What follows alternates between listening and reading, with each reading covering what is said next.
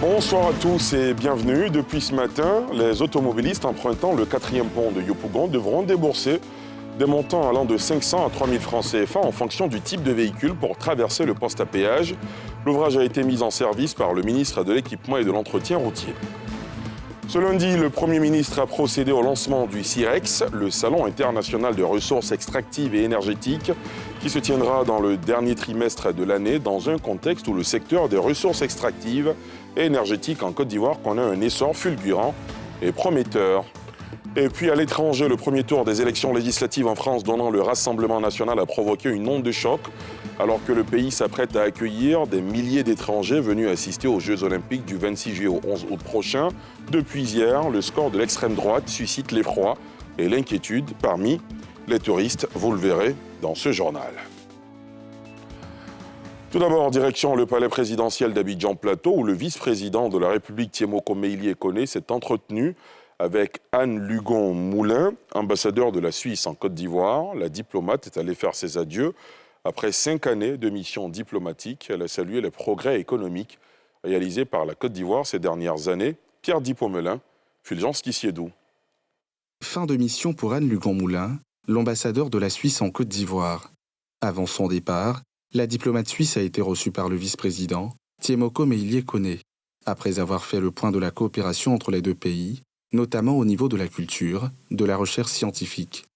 Anne Lugon-Moulin a aussi salué l'impressionnant progrès économique de la Côte d'Ivoire ces dernières années.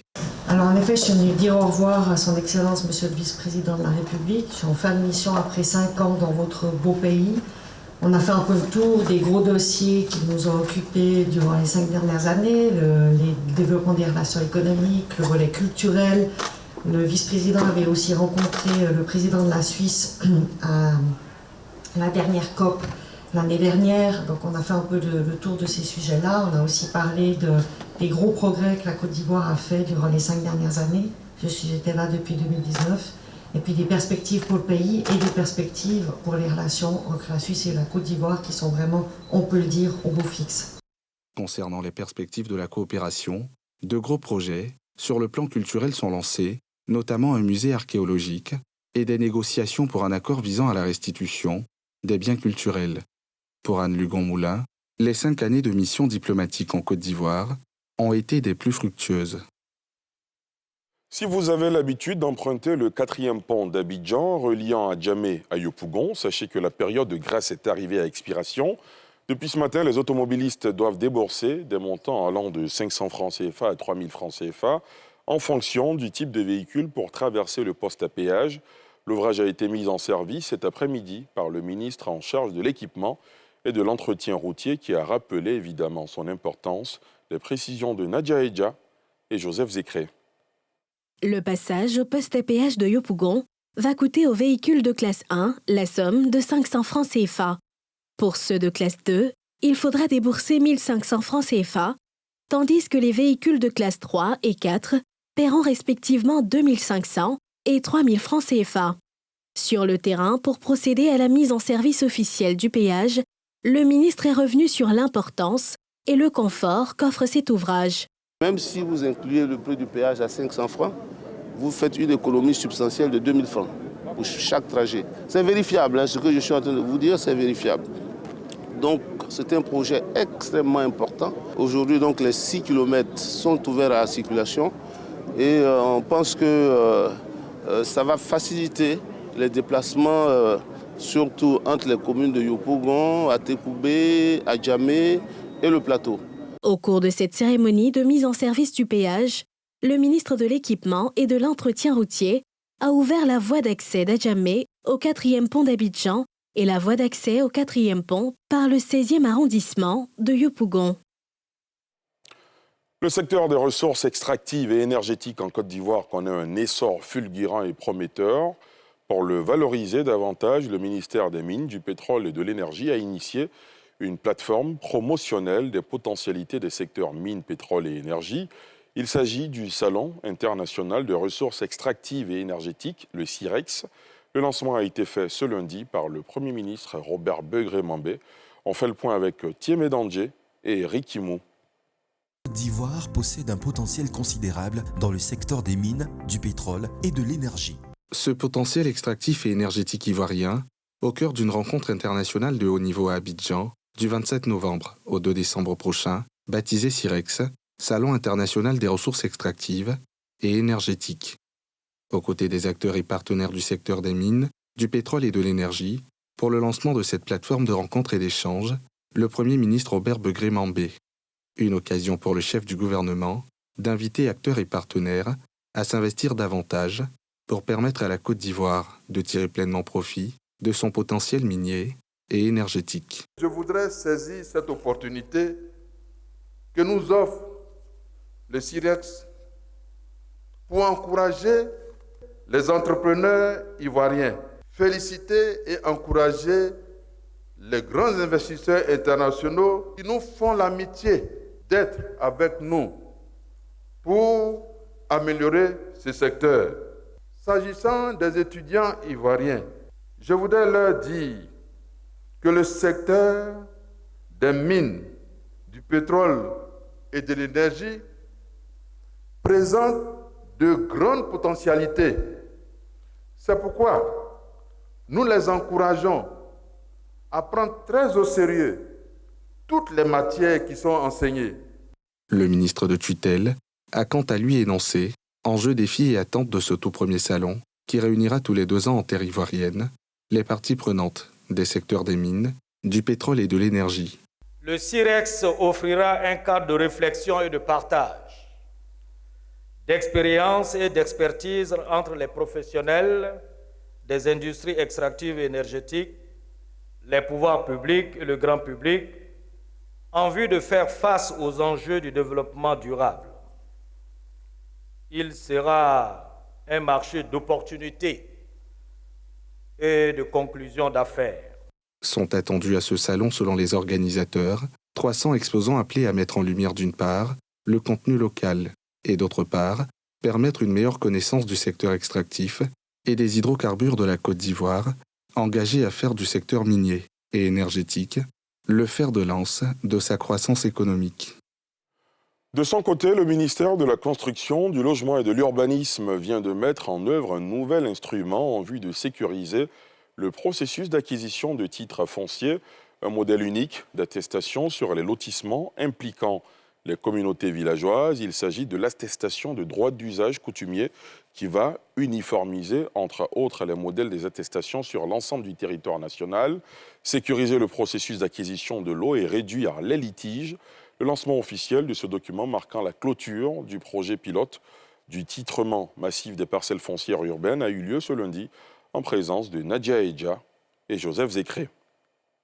À partir de ce lundi 1er juillet, l'attestation de droit d'usage coutumier remplace l'attestation villageoise dans les dossiers de demande de l'arrêté de concession définitive. Cela va se faire dans le temps. Pour les nouveaux lotissements, ce sera systématiquement l'ADU produit par le ministère de la Construction.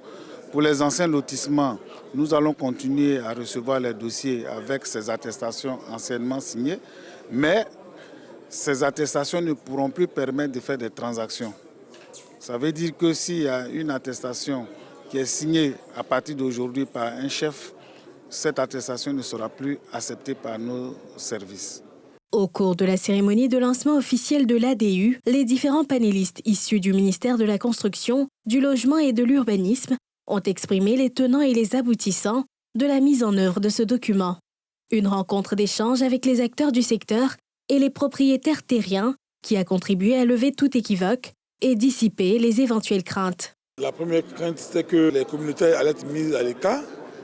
Et c'était seulement au niveau du ministère. Puis c'était un document qui venait du ministère. Ce que les gens avaient compris dès le départ. Et je pense que c'est ce qui a fait qu'il y a eu un levé de bouclier. Mais je pense qu'après explication et choses, je pense que c'est bien compris.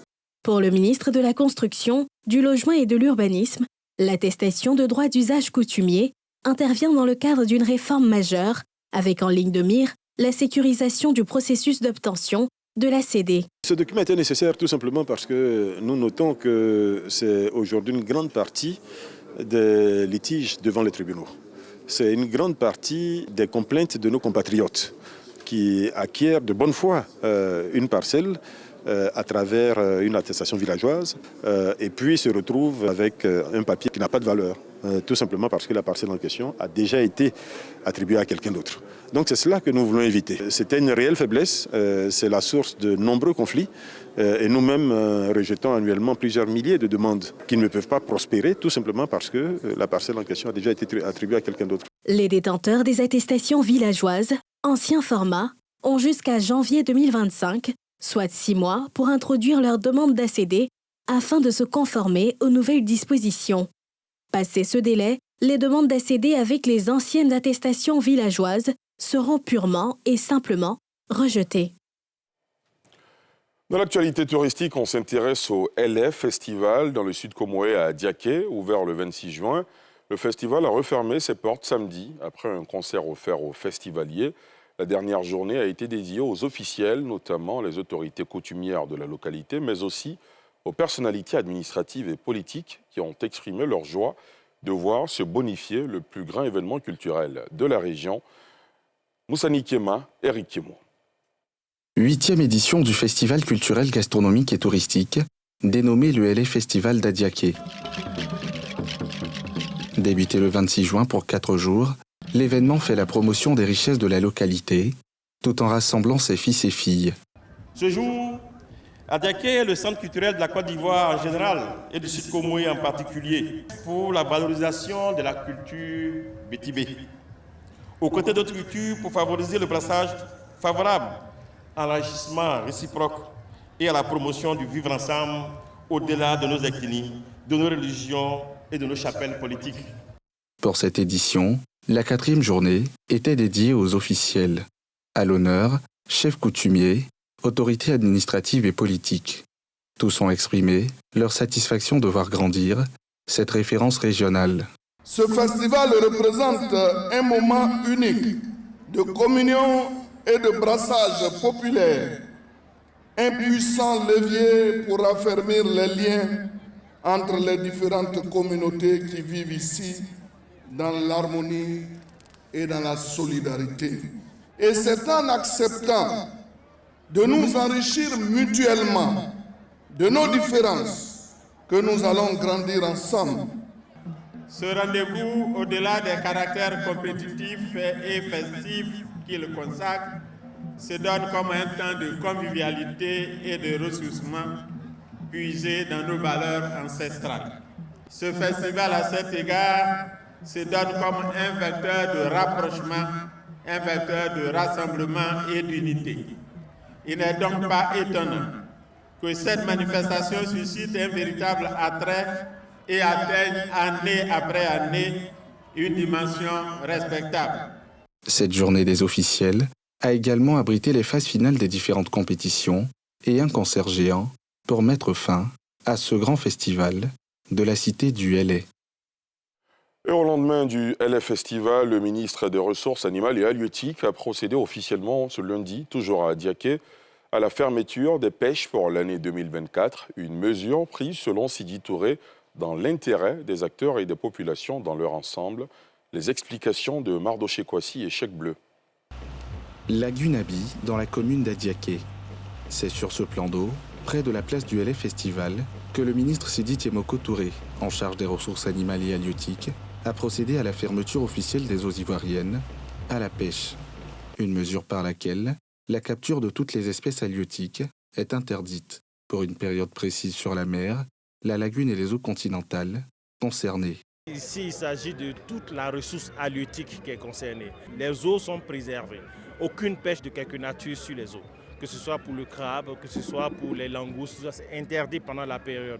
Et c'est de bonne loi parce que c'est la bonne période en réalité où ces différentes espèces se reproduisent. Et d'ailleurs, nous avons assisté depuis l'année dernière à une diversification des prises parce qu'il y avait des espèces qui avaient disparu, qui commençaient à réapparaître parce que justement on leur a laissé le temps de se reproduire. Donc c'est vraiment tout bénéfice pour les populations par rapport à leurs ressources et par rapport aux emplois. Réunis autour de l'équipe du ministère des Ressources animales et halieutiques, les acteurs de la filière pêche et la hauteur hiérarchique de la Marine nationale se sont engagés à accompagner le gouvernement dans la mise en œuvre effective de cette mesure. Nous saluons déjà cette mesure qui a fait ses preuves lors de la première édition Et c'est pour cela qu'elle s'étend aux autres eaux locales et continentales afin de pouvoir garantir l'autosuffisance en termes de poissons. Les acteurs dans l'ensemble, eux-mêmes, adhèrent à cette idée-là. Avec les inspecteurs de la pêche, nous allons en mer et nous faisons des arraisonnements pour des gens, pour des embarcations ou des bateaux, des chalutiers que nous pouvons trouver en activité de pêche alors que c'est interdit. Nous nous tenons prêts à soutenir, à accompagner le ministre dans cette noble mission-là. Pour rappel, la période de fermeture saisonnière des pêches s'étend du 1er juillet au 31 août pour les lagunes Abi et Grand Laou, et pour la pêche industrielle et semi-industrielle en mer, du 1er au 31 juillet pour la pêche artisanale en mer et du 1er septembre au 31 octobre sur les lacs de Kossou et de Buyo. La Côte d'Ivoire, à l'instar de tous les pays africains, fait face depuis plusieurs années au défi de la sécurité alimentaire. Pour y arriver, il faut développer une agriculture performante et durable. Comment parvenir à cette agriculture compétitive pour une souveraineté alimentaire garantie? Les éléments de réponse dans ce dossier de Mardoché Kwasi et Joseph Zécré. Jacques Conan est riziculteur dans la périphérie de Yamoussoukro, la capitale politique de la Côte d'Ivoire, depuis une quinzaine d'années. Avec les moyens dont il dispose, il produit en moyenne 8 tonnes de riz l'année. Un rendement que Jacques aurait pu améliorer si toutes les conditions pour une meilleure performance étaient réunies. Si on veut faire le riz comme ça, on a problème de machine. Machine pour labourer et puis maintenant pour la récolte aussi. Parce qu'ici on fait manuellement. Pour avoir les gens pour récolter, ça c'est un problème. À l'image de Jacques, la plupart des agriculteurs de la région ouest-africaine font face à de nombreux défis qui limitent leur rendement et partant leur capacité à contribuer à la sécurité alimentaire, tant désirée par les États. La FAO, Organisation des Nations Unies pour l'alimentation et l'agriculture, à travers son bureau Afrique de l'Ouest, est donc engagée aux côtés des pays de la région pour une agriculture plus performante. Une performance impulsée par des éléments de base tels que la mécanisation et la maîtrise de l'eau. Ce que nous disons aux différents pays, c'est de faire d'abord la stratégie de mécanisation. Si tu veux mécaniser la culture de cacao, ce n'est pas les mêmes machines que tu vas utiliser dans la culture du riz ou bien dans la culture de l'anacarde. Que ce soit la petite irrigation avec des puits, que ce soit les forages, que ce soit les barrages, l'irrigation est importante. On ne peut plus faire de l'agriculture en tenant compte de la pluie. Et tant qu'on n'irrigue pas et qu'il y a la sécheresse, ou bien même quand il y a l'inondation parce qu'on n'a pas construit d'ouvrage, de drainage, etc., alors on perd tout ce qu'on a comme nourriture et donc on affecte l'insécurité alimentaire. La réalisation d'une agriculture compétitive s'appuie également sur une politique semencière bien maîtrisée et des terres disponibles et accessibles. Il faut que le système semencier marche, de sorte que le producteur sache chaque année quand il ou elle doit faire l'agriculture où partir et que les semences soient disponibles. À ce niveau, la politique semencière devient cruciale. Et donc, l'État doit intervenir. Un investisseur ne peut pas venir investir dans l'agriculture si la personne n'est pas sûre que la terre lui appartient ou s'il y a un système qui lui garantit la propriété de cette terre pendant longtemps. Et donc, le foncier devient très important. Le patron de la FAO en Afrique de l'Ouest recommande également que la formation des jeunes aux métiers agricoles soit une priorité afin de parvenir à une agriculture moderne et durable. Toutes ces suggestions ne pourront être mises en œuvre que si les États s'engagent à investir comme recommandé par l'Union africaine 10% de leur budget pour le financement de l'agriculture. La Côte d'Ivoire, elle, est déjà à l'œuvre à travers le PNIA, Programme national d'investissement agricole, mis en œuvre par le ministère de l'Agriculture, du Développement rural et des productions vivrières pour la transformation de son agriculture, afin d'en faire un facteur efficace pour atteindre la sécurité alimentaire. À l'étranger, le premier tour des élections législatives en France, dont le Rassemblement national a provoqué une onde de choc alors que le pays s'apprête à accueillir des milliers d'étrangers venus assister aux Jeux Olympiques qui doivent se tenir du 26 juillet au 11 août prochain. Depuis hier, le score de l'extrême droite suscite l'effroi et l'inquiétude parmi les touristes, comme nous le montre ce sujet d'Olivier Abibana. La victoire du parti de Marine Le Pen et ses alliés aux élections législatives, avec 33,15% des votes exprimés, a été accueillie avec consternation dans de nombreuses capitales européennes, mais aussi auprès des touristes, actuellement en visite à Paris. Ces derniers craignent que le score de l'extrême droite au premier tour n'augure une tendance vers un renforcement, dans des pays démocratiques, de ce courant politique jugé raciste, xénophobe, antisémite et excluant pour les personnes marginalisées. Tout comme aux États-Unis, la France traverse ce que nous traversons de la même manière avec notre élection. Et c'est très effrayant pour les gens, parce qu'il y a des gens qui essaient d'être au pouvoir et qui ont des opinions très fortes, avec lesquelles tout le monde est d'accord, et qui ne sont pas bonnes pour l'ensemble du pays, pas bonnes pour les individus, et en particulier les personnes marginalisées. Le triomphe de l'extrême droite égratigne également l'image de la France à l'international.